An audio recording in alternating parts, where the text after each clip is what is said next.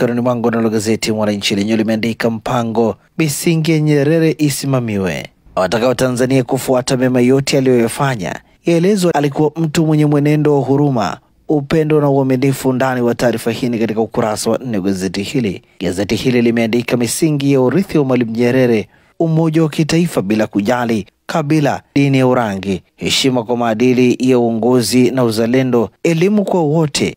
Alihimiza elimu kuwa chombo cha ukombozi kwa Tanzania wote. 26 miaka iliyopita tangu baba wa taifa Mwalimu Julius Nyerere aaga dunia Oktoba 14 mwaka 1999. Uchaguzi ni muhimu, uwe unaojali ustawi wa watu, ni kauli ya Askofu Ruwaichi. Asisitiza haki ya amani katika uchaguzi, akemea matukio ya utekaji. Undani wa taarifa hii katika ukurasa wa 20. Nukuu yake ikisema, wakati uliokubalika kuzungumza ni sasa na wala hamjachelewa. Hatuchelewi kujisahihisha wala kutenda mema. Naiomba serikali wasikilize raia wenye malalamiko ya haki zao za kisiasa. Unyenyekevu mbele ya raia hujengeka kwenye ukweli na uwazi. Undani wa taarifa hii katika ukurasa wa 20.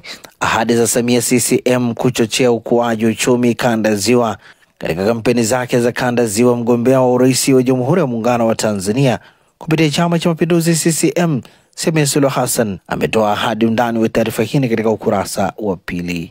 Siri kupaa kwa shilingi ya Tanzania Afrika Mashariki, habari katika ukurasa wa 18. HM Nyika waitwa kortini kwa kudharau mahakama, habari katika ukurasa wa 21. Na hivi ndivyo ambavyo limeandika gazeti Mwananchi katika ukurasa wake wa mbele.